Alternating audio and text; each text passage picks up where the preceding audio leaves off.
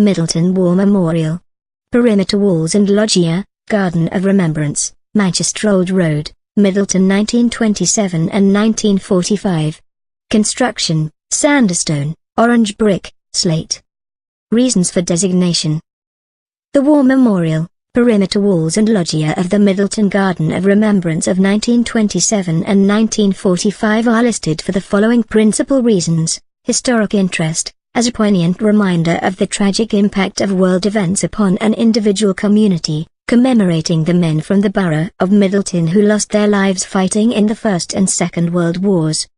Architectural interest, as a formal garden of remembrance with well-designed and detailed perimeter walls and loggia of warm orange brick with stone dressings complementing the tall war memorial of fine ashlar stone.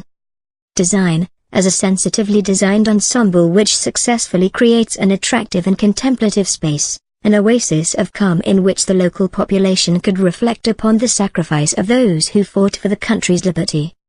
History. In 1927 part of the grounds of Parkfield House, a 1900 villa on the north side of Manchester Old Road, was formally presented to the borough of Middleton. The land was used to lay out a garden of remembrance to commemorate the 647 men from Middleton who had lost their lives serving during the First World War. The rectangular garden is believed to have been designed by the borough surveyor of Middleton. It was laid out with formal paths, high boundary walls and an open loggia to the rear flanking the war memorial.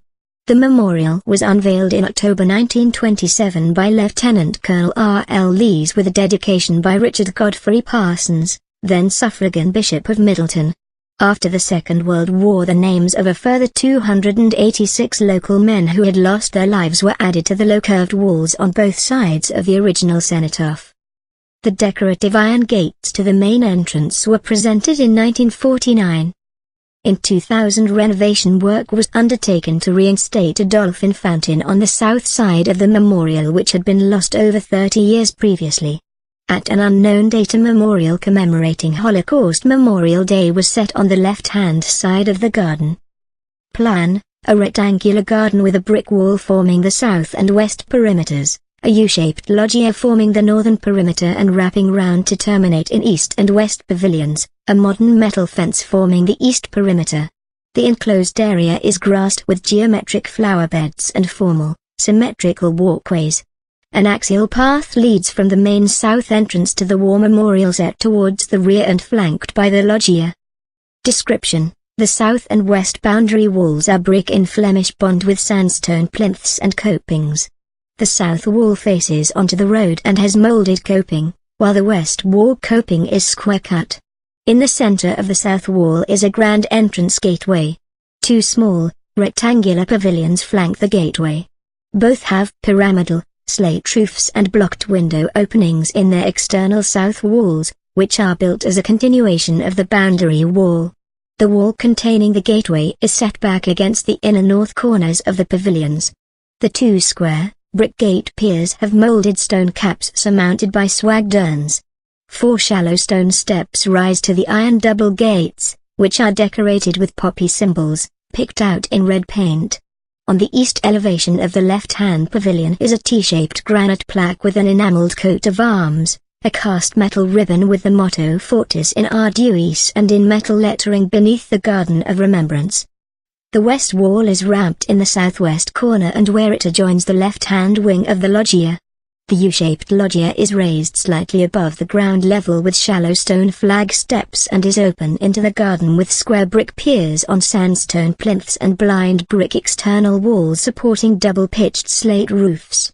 Within the loggia the roof is sealed and plastered with squared timber framing. Closing the loggia are two identical pavilions with gabled walls facing the war memorial.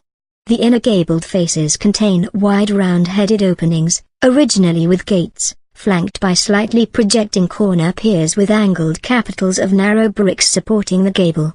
The gables are rendered with timber bargeboards and an enameled coat of arms and motto. The south-facing side elevations both have a large oval window opening, believed to have originally been glazed. In the north corner of the east rear wall is a round-headed doorway with an original geometrical iron gate. The octagonal plinth is inscribed 1914 to 1918 and 1939 to 1945 below. 4 inverted consoles support the column. Set on the square base is a small inscribed chamfered granite plaque to all those who died in the service of their country. Attached to both sides of the octagonal plinth is a low wall which follows the curve of the circular path, with a break to accommodate stone steps which rise to diagonal paths linking with a pathway round the edge of the loggia. The curved walls then return as straight walls with ramped outer edges which line up with the south side elevations of the loggia pavilions. On both sides a flight of stone steps rise between the wall and the pavilion, also linking with a pathway around the edge of the loggia. The sandstone memorial wall has a plinth and molded coping. The curved part has a grey granite frieze with metal lettering. Here in this garden of peace we gratefully remember those who by their great sacrifices made possible this freedom. Beneath the frieze are inset grey granite panels with the names of the fallen from the First World War picked out in metal lettering. The 2 straight walls both have an inset grey granite panel with the date 1939 to 1945. Beneath are similar inset grey granite panels with the names of the fallen from the Second World War. Set inside the circular path is a fountain,